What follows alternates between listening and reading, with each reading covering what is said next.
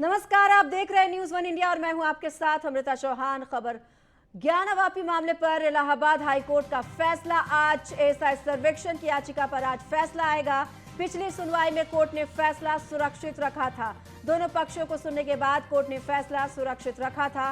Varanasi court ने ASI सर्वेक्षण की इजाजत दी थी। मुस्लिम पक्षकार ने हाईकोर्ट में फैसले को चुनौती दी थी और वाराणसी कोर्ट ने एएसआई सर्वेक्षण को इजाजत दी थी। पिछली सुनवाई में कोर्ट ने फैसला सुरक्षित रख लिया था।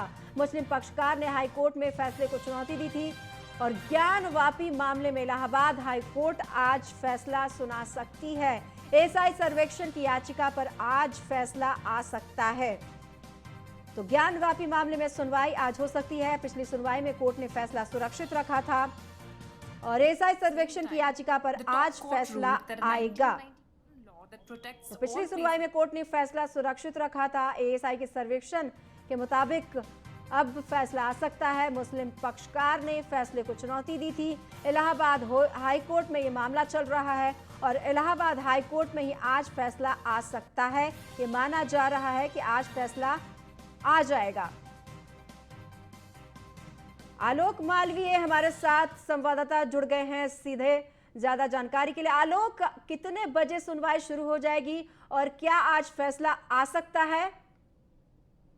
जी बिल्कुल, देखिए काशी विश्वनाथ परिषद ने पूरी तरह से यहाँ पर अपना पक्ष रखा था और पक्ष रखने के बाद जो ज्ञानवापी मस्जिद के पक्षकार हैं उन्होंने भी अपना पक्ष यहाँ पर पूरी तरह से रख लिया था। इलाहाबाद हाईकोर्ट ने सुनवाई इसकी पूरी कर ली है। पूरी सुनवाई करने के बाद उसने फैसला सुरक्षित रखा था। आज दोपहर बाद इस पर फैसला आ सकता है। फैसला आने की वजह से सभी की निगाहें इलाहाबाद हाईकोर्ट की ओर है। क्योंकि बनारस में जो एसआईटी की जांच की बात की जा रही थी, पूरी उसकी खनन की बात की जा रही थी, खोदने की बात की जा रही थी, इसको लेकर ज्ञानवापी मस्जिद के पक्षकारों ने रोक की मांग की थी। हालांकि जो वाराणसी कोर्ट है उसने यहाँ पर कहा था कि इसके याचिका को सुनते हुए कहा था कि इसकी खुदाई होनी चाहिए और पूरी तरह से जानकारी मिलनी चाहिए कि कब यह मस्जिद बनी या मंदिर का कौन सा हिस्सा इसके अंदर आता है। तो इसको लेकर काफी अहम फैसला आ जाने वाला है, जिसको लेकर मुस्लिम पक्षकारों की जो नजर है वो भी हाईकोर्ट की ओर है और काशी विश्वनाथ परिषद की भी नजर इलाहाबाद हाईकोर्ट की ओर है। तो बनारस का यह पूरा मामला है और पूरे उत्तर प्रदेश की नजर इस समय इलाहाबाद हाईकोर्ट की ओर है और सभी इसको अपने अपने पक्ष से देख रहे हैं। जी बहुत बहुत धन्यवाद इस तमाम जानकारी के लिए आलोक। तो बढ़ते हैं आगे। लखनऊ से खबर। विधानसभा चुनाव से पहले एक्शन में है सरकार, जल्द हटेंगे लंबे समय से एक ही जिले में जमे आईएएस पीसीएस। विधानसभा चुनाव को लेकर आयोग के रडार पर ऐसे अधिकारी हैं। अक्टूबर महीने तक ऐसे अफसरों को हटाने की योजना है। विधानसभा चुनाव को देखते हुए शासन स्तर पर तैयारियां शुरू हो गई है। दरअसल विधानसभा चुनाव नजदीक है, अगले साल होने हैं, साल 2022 में, और कयास ये भी लगाए जा रहे हैं कि हो सकता है कि जनवरी में ही इसका चुनाव होने का ऐलान कर दिया जाए। हालांकि अभी तक ये सस्पेंस है, लेकिन ये तय है कि अगले साल चुनाव तो होना ही है 2022 में। और आपको बता दें कि विधानसभा चुनाव से ठीक पहले सरकार एक्शन में दिखाई दे रही है। तमाम ताबड़तोड़ फैसले लिए जा रहे हैं, अधिकारियों को निर्देश दिए जा रहे हैं और ऐसे में अब शासन स्तर पर तैयारियां शुरू हो गई हैं। ऐसे अधिकारी जो लंबे समय से एक ही जगह पर तैनात हैं, उनको हटाने को लेकर तैयारियां शुरू हो गई है। चाहे वो पीसीएस हो, चाहे वो कोई भी बड़े अधिकारी हो, विधानसभा चुनाव से पहले सरकार ये फैसला ले सकती है। आईएएस अधिकारी, पीसीएस अधिकारियों को अब अलग अलग जिलों में उनको भेजा जाएगा और कुछ ऐसे भी आईएएस अधिकारी हैं और पीसीएस अधिकारी जो दरअसल रडार पर हैं, उनकी जो कार्यशैली है उसको लेकर भी सवालिया निशान है। ऐसे इन पर भी लगाम लगाई जा सकती है और उनके तबादले किए जा सकते हैं। एसके वाजपेयी हमारे साथ जुड़ गए हैं ज्यादा जानकारी के लिए। एसके, एक्शन में सरकार है, पीसीएस और आईएएस, कितने ऐसे जिले हैं जहां पर उनका तबादला हो सकता है और कौन कौन से आईएएस और पीसीएस हैं जो रडार पर हैं और उनको कहीं और भेजा जा सकता है, क्योंकि लंबे समय से कहा जा रहा है कि एक ही जगह पर बहुत सारे अधिकारी अभी भी तैनात हैं? बिल्कुल, हम देखें जिस तरीके से उत्तर प्रदेश सरकार ने नियमावली बनाई है कि 3 साल से ज्यादा कोई भी अधिकारी कर्मचारी एक पद पर बना नहीं रह सकता। अगर इससे ज्यादा उसकी तैनाती किसी एक पद पर होती है तो उसको दूसरी स्थान पर तबादला किया जाए। जिसको लेकर हम देखें तो उत्तर प्रदेश में 2022 में विधानसभा चुनाव होने हैं। ऐसी स्थिति में चुनाव आयोग भी लगातार उत्तर प्रदेश के ऐसे आईएएस और पीसीएस अफसरों पर लगातार निगाह बनाए हुए हैं जो लंबे समय से अपने पद पर जमे हुए हैं। खासतौर पर अगर हम देखें तो करीब 25 आईएएस और साथ ही साथ 50 आईपीएस ऐसे अफसर हैं जो पिछले 3 साल से ज्यादा वक्त से एक ही जिले में या फिर एक ही पद पर तैनात हैं। ऐसे अफसरों की सूची शासन पर तैयार हो रही है। निश्चित है कि अक्टूबर महीने के पहले ही इन अफसरों को अपने पदों से हटाया जाएगा और इनको दूसरे जिलों में या फिर दूसरे पदों पर भेजा जाएगा। निश्चित है कि उत्तर प्रदेश में चुनाव आयोग के लिए जब आदर्श आचार संहिता लागू होगी, कहीं न कहीं उसके पहले ही ऐसे अफसरों की सूची तैयार होगी जो कहीं न कहीं लंबा वक्त एक जिला या एक पद पर बिता चुके हैं। जी, क्या ये मान लिया जाए कि जिनकी परफॉर्मेंस सही नहीं है उनकी लिस्ट बनाई गई होगी और उन पर भी कार्रवाई हो सकता है? बिल्कुल, क्योंकि जब उत्तर प्रदेश में आदर्श आचार संहिता लागू होगी तो उसमें दो चीजें होंगी। एक तो जो 3 साल से ज्यादा वक्त एक जिला या एक पद पर बने रह चुके हैं उनको हटाया जाएगा। वहीं ऐसे अफसर जो जिनके खिलाफ लगातार शिकायतें हुई हैं, लोगों ने उनकी शिकायत की है या किसी प्रकार का कोई ऐसा डिसीजन उन्होंने लिया है जिस पर कहीं न कहीं शासन व प्रशासन को आपत्ति रही है, ऐसे अफसरों को भी उनके पदों से हटाया जाएगा। तो जी जी, बहुत बहुत धन्यवाद इसके इस तमाम जानकारी के लिए।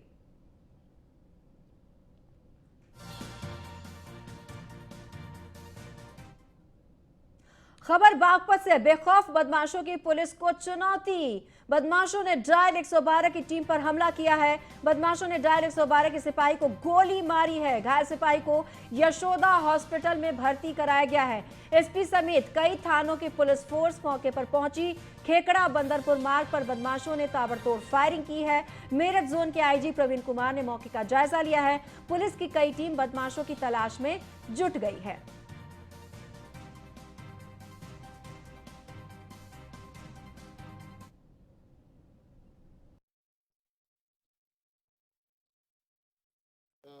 लगभग 9:45 बजे रात को कांस्टेबल अरुण जो अपनी ड्यूटी के लिए जा रहे थे, उन्होंने फ़ोन के द्वारा मुझे सूचित किया, मेरे सूची पर सूचित किया कि उनको कुछ अज्ञात लोगों ने गोली मारकर घायल कर दिया है। घटनास्थल यहाँ से लगभग आधा किलोमीटर टुवर्ड्स खेकड़ा है, जो कि थाना कोतवाली बागपत में आता है। पुलिस तत्काल मौके पर पहुंची। घायल सिपाही को अस्पताल में एडमिट कराया गया, जहां डॉक्टरों का कहना है कि उसकी स्थिति खतरे से बाहर है। उसका इलाज चल रहा है। यहाँ पे कई टीमें लगी हुई हैं। इस घटना का हम शीघ्र खुलासा करेंगे। और ज्यादा जानकारी के लिए विकास शर्मा संवाददाता हमारे साथ जुड़ गए हैं फोन लाइन पर। विकास, क्या बदमाशों के हौसले इतने बुलंद हैं कि वो जो आम जन की सुरक्षा करने वाली खाकी वर्दी है उन्हीं पर हमले करने लगे हैं?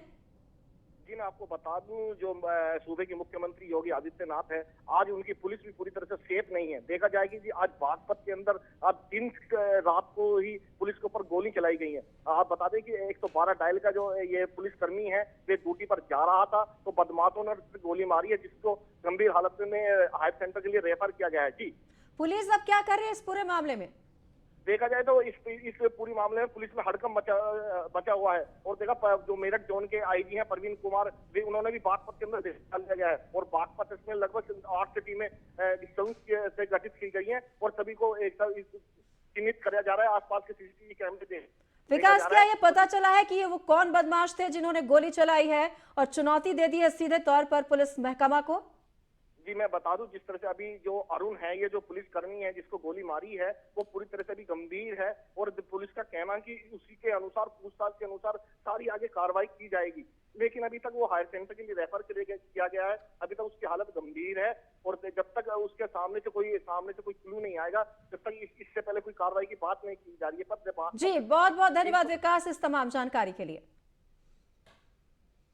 ताज नगरी में शराब माफिया पर पुलिस ने एक्शन लिया है। शराब माफिया राकेश कुमार की संपत्ति अब कुर्क होगी।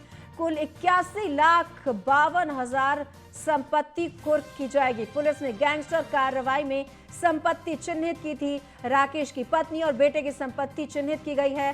प्लॉट, खेत, मकान की अनुमानित कीमत 51,52,000 है। डीएम के आदेश के बाद संपत्ति जब्तीकरण का काम शुरू हो जाएगा। थाना एतमादपुर क्षेत्र के गांव सुरहरा का मामला है। थाना एतमादपुर क्षेत्र अंतर्गत एक दारू माफिया था राकेश कुमार, उनका प्रॉपर्टीज उत्तर प्रदेश गैंगस्टर अधिनियम के अंतर्गत 14 अंक के अंतर्गत डीएम साहब का आदेश में आज पुलिस ने 81 लाख रुपया का प्रॉपर्टीज जब्त किया है। उसके सीज करने की प्रक्रिया जारी चल रही है लगातार और उन्होंने खासतौर से नकली शराब का कारोबारी करता था। वो सभी उन्होंने दारू माफिया लगातार दारू अपने खुद बनाता था, जो नकली शराब बना के दुकान में बेचता था और गांव में बेचता था। उसी के माध्यम से उसने पूरा लगातार ये क्राइम कमिट करके इसके प्रॉपर्टी ने अर्जित किया है। और ज्यादा जानकारी के लिए कृष्णा त्यागी संवाददाता आगरा से सीधे हमारे साथ जुड़ गए हैं ज्यादा जानकारी के लिए। कृष्णा, अब जो शराब माफिया है उसकी खैर नहीं है, संपत्ति कुर्क करने की बात कही जा रही है। कानपुर के गांव सरेरा में बड़ी कार्रवाई की गई है पुलिस प्रशासन द्वारा। राकेश के यहाँ 91,52,5000 रुपए की संपत्ति कुर्क की गई है। इसके अलावा आपको बता दूं कि शराब माफियाओं के अलावा ड्रग्स माफियाओं पर भी कल बड़ी कार्रवाई देखने को मिली। आपको बता दें कि करीब थाना कमलानगर और थाना हैदमापुर में बड़ी ड्रग्स माफिया और शराब माफिया पर कार्रवाई की गई। ड्रग्स माफियाओं पर करीब 6,91 लाख रुपए की संपत्ति कर 13 गाड़ियों को भी सील किया गया। उसके बाद राकेश कुमार के यहाँ भी 81,51,000 रुपए की संपत्ति जब्त की गई है। तो निश्चित तौर से ये कह सकते हैं कि पुलिस प्रशासन पूरी तरह से मुस्तैद होकर काम कर रहा है। शराब माफिया और ड्रग्स माफियाओं की अब खैर नहीं है। मुख्यमंत्री योगी आदित्यनाथ के साफ निर्देशानुसार संपत्ति जब्त कर कार्रवाई की जा रही है। लेकिन अमृता, अभी भी कई ऐसे चेहरे हैं जो अभी भी संपत्ति इस तरह के अवैध कारोबार में लिप्त थे। अभी उन लोगों के नाम भी चिन्हित किए जा रहे हैं। उन लोगों के खिलाफ भी संपत्ति जब्त करने का। कृष्णा, क्या ये राकेश कुमार की पत्नी और बेटे की भी संपत्ति को जब्त किया जाएगा? पुलिस प्रशासन द्वारा यह बताया गया कि राकेश और राकेश की पत्नी उसके पुत्र के नाम से इन्होंने संपत्ति राकेश ने खरीदी थी। जब जिला प्रशासन ने उससे पूछताछ की तो उन्होंने उस मामले में बिल्कुल चुप्पी साध ली, कोई कुछ भी बताने के लिए तैयार नहीं हुए। तो निश्चित तौर से उसके बाद उसकी संपत्ति कुर्क की गई है। और ऐसे और भी कई चेहरे बताए जा रहे हैं जिनकी संपत्ति जब्त करने कर बड़ी कार्रवाई करने की पुलिस प्रशासन द्वारा बात कही जा रही है। जी कृष्णा, बहुत बहुत धन्यवाद इस तमाम जानकारी के लिए। तो शराब माफिया की अब संपत्ति कुर्क हो रही है। 81,52,000 की कुल संपत्ति है। पुलिस ने गैंगस्टर कार्रवाई में संपत्ति चिन्हित की थी और अब यह कहा जा रहा है कि राकेश की पत्नी और बेटे की जो संपत्ति है वो चिन्हित कर ली गई है और ये पता लगाने की कोशिश की जा रही है क्या इन्हीं धंधे के तहत ये जो प्लॉट और जमीन और जो भी पैसे जमा किए गए हैं पत्नी और बेटे के नाम पर जो संपत्ति, वो क्या राकेश ने ही जमा किए हैं, और अगर राकेश ने जमा किए हैं तो वो भी संपत्ति कुर्क हो जाएगी। सवाल ये उठ रहा है कि आखिरकार इतनी संपत्ति आई कहां से। दरअसल पुलिस ने गैंगस्टर मामले में ये कार्रवाई की है। संपत्ति पहले चिन्हित की, उसके बाद ये कार्रवाई की गई है। तो अवैध शराब का कारोबार चला रहा था राकेश, उसके बाद ये कार्रवाई की गई है। यूपी के कई जिलों में डेंगू और बुखार का कहर जारी है। कासगंज में डेंगू और वायरल बुखार से 6 और लोगों की मौत हो गई है। जिले में डेंगू और बुखार से मरने वालों की संख्या 11 हो गई है। एक ही दिन में गंजजुंडवारा में 3 महिलाओं की मौत हो गई। पटियाली में एक युवक ने भी दम तोड़ दिया है। इस मामले में स्वास्थ्य विभाग को बड़ा आरोप उन पर लगा है। लगातार मृतकों के आंकड़े को छुपाने का आरोप लग रहा है स्वास्थ्य विभाग पर। कहा जा रहा है कि मृतकों के आंकड़े को स्वास्थ्य विभाग छिपा रहा है। तो पटियाली में भी एक युवक ने दम तोड़ा है। सवाल ये उठ रहा है कि आखिरकार किस तरह से व्यवस्थाएं की जा रही हैं जो इस पर यहां पर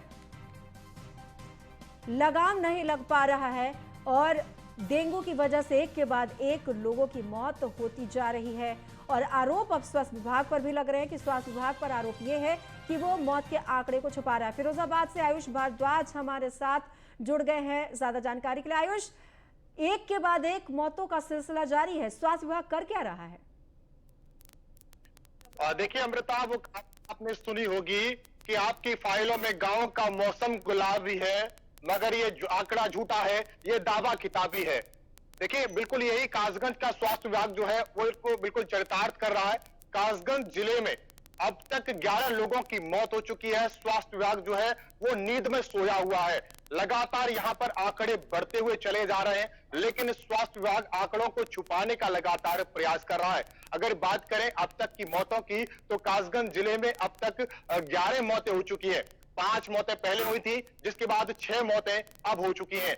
एक ही गंजडुडवारा और पटियाली में एक ही दिन में लगातार 4 मौतें हुई हैं। हालांकि इस पूरे मामले में जिलाधिकारी चंद्र प्रकाश सिंह लगातार समीक्षा बैठक कर रहे हैं। स्वास्थ्य विभाग को कड़े निर्देश जारी कर रहे हैं कि जल्द से जल्द इन लोगों को चिन्हित किया जाए। चिन्हित करने जी बहुत बहुत धन्यवाद इस तमाम जानकारी के लिए। बढ़ते आगे, झांसी में दबंगों ने युवक को तालिबानी सजा दी है। काम करने से मना करने पर हैंडपंप से बांधकर पीटा है। पुलिस ने युवक को दबंगों के चंगुल से छुड़वाया है। बबीना थाना इलाके की नया खेड़ा गांव का ये मामला बताया जा रहा है, जहां पर इस युवक ने काम करने से मना क्या किया। इस युवक को हैंडपंप से बांधा गया और फिर उसको इतना पीटा गया कि इसकी हालत खराब हो गई। दरअसल मौके पर जब पुलिस पहुंची तो बीच बचाव कर इस युवक को बचाया गया। पुलिस ने युवक को दबंगों के चंगुल से छुड़वाया है। सवाल ये उठ रहा है कि क्या काम करने से मना करना इतना नागवार गुजरा कि कानून को अपने हाथ में ले लेंगे ये बदमाश। तो ये दबंगई दिखाते हुए नजर आ रहे इन तस्वीरों में ये वो शख्स है जिसने युवक को हैंडपंप से बांधकर पीटा है। इस युवक को इसलिए पीटा गया कि इसने काम करने से इनकार कर दिया था। हालांकि पुलिस मौके पर पहुंची और पुलिस ने इस युवक को दबंग के चंगुल से छुड़ाया है। तो झांसी से यह खबर आई है जो वाकई हैरान करने वाली है।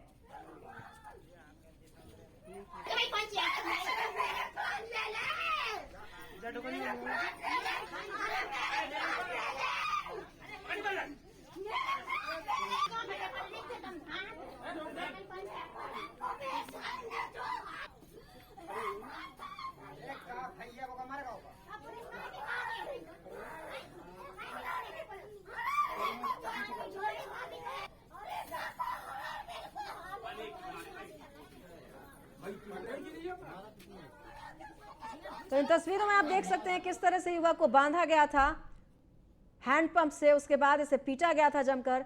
दरअसल युवक ने काम करने से इनकार किया था और ये बात नागवार गुजर गई और दबंगों ने इसे जमकर पीटा। हालत ये हुई कि पुलिस को मौके पर पहुंचना पड़ा। उसके बाद चंगुल से पुलिस ने इस युवक को छुड़ाया है। खबर नोएडा से सुपरटेक एमराल्ड ट्विन टावर का मामला है। आज एसआईटी शासन को सौंपेगी पूरी जांच रिपोर्ट। एसआईटी रिपोर्ट में सामने आ सकते हैं कई बड़े नाम। जांच में प्राधिकरण के 7 नाम पहले से ही चिन्हित हैं।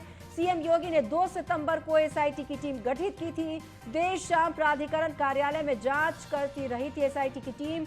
सुप्रीम कोर्ट ने ट्विन टावर को गिराने का आदेश दिया हुआ है और इसी के तहत सरकार काफी सख्त नजर आ रही है। एसआईटी की टीम गठित करने के बाद लगातार एक्शन मोड में है सरकार। एसआईटी की टीम लगातार यहां पर फाइलों को खंगालती रही, रिपोर्ट तैयार किया और रिपोर्ट अब सबमिट कर दी गई है और बड़े नाम सामने आ सकते हैं। ट्विन टावर निर्माण में नियमों का उल्लंघन किया गया है। पुलिस कमिश्नर प्राधिकरण कार्यालय पहुंचे थे कल। संजीव मित्तल, ऋतु महेश्वरी के साथ बैठक की थी। एसआईटी अध्यक्ष, सीईओ के साथ बैठक के कई मायने निकाले जा सकते हैं। सीपी ने बैठक को सिर्फ औपचारिक मुलाकात बताया।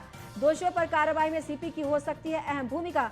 आपको बता दें कि 2004 से 2017 के बीच जो भी अधिकारी संलिप्त हैं नियमों की अनदेखी में, उन सभी पर कार्रवाई होगी। उन सभी पर कार्रवाई की तलवार लटक रही है। उन सभी के नाम की लिस्ट तैयार की जाएगी जिन लोगों ने नक्शा बनाया और उन लोगों को भी अब धर दबोचा जाएगा। उन पर भी कार्रवाई की जाएगी जिन लोगों ने नियमों को ताक पर रखकर इस नक्शे को पास किया। तो नियमों की अनदेखी करके 40 मंजिला इस ट्विन टावर को बना दिया गया। उसके बाद जब मामला दर्ज कराया गया तो सुप्रीम कोर्ट ने सुनवाई करते हुए कहा कि नियमों की अनदेखी हुई है और इसलिए नियमों की उल्लंघन के तहत इस दोनों टावर जो ये बनाए गए हैं, जो ट्विन टावर बनाए गए हैं, उसे गिराया जाए। खबर अम्बेडकर नगर से जोरदार धमाके से उड़ी घर की छत। संदिग्ध परिस्थितियों में हुआ तेज धमाका। हादसे में महिला घायल, जिला अस्पताल में भर्ती की गई है महिला। 4 किलोमीटर दूर तक सुनाई दी धमाके की आवाज। जबरदस्त धमाके से कई गांव में दहशत का माहौल है। मौके पर आला अधिकारी जांच कर रहे हैं। भीटी थाना इलाके के घोटिया का यह मामला बताया जा रहा है। हालांकि अब यह पता नहीं चला है कि आखिरकार क्या वजह रही इस तेज धमाके की। तो मौके पर जो महिला थी वो घायल हो गई है बुरी तरीके से, उसे अस्पताल में भर्ती कराया गया है। तो जो ये जबरदस्त धमाका हुआ है, 4 किलोमीटर दूर तक इसका असर देखा गया। इलाके में लोग अब डरे हुए हैं। बीटी के ग्राम खुजिया में आज शाम 6 बजे अब्दुल जब्बार के मकान में विस्फोट हुआ है। इसमें एक महिला घायल हुई है। इस सूचना पर थाने की पुलिस, फायर ब्रिगेड की गाड़ी एवं अन्य अधिकारीगण भी मौके पर हैं। गांव वालों से जानकारी करने पर प्राप्त हुई है कि इनके पास पटाखे का लाइसेंस है अब ये यहाँ पर कैसे इसको रखे हुए थे, इस संबंध में इसकी जानकारी की जा रही है। जांच करने पर एवं अनियमितता पाए जाने पर इनके विरुद्ध विधिक कार्रवाई की जाए। फिलहाल इस बुलेटिन में इतना ही। नमस्कार।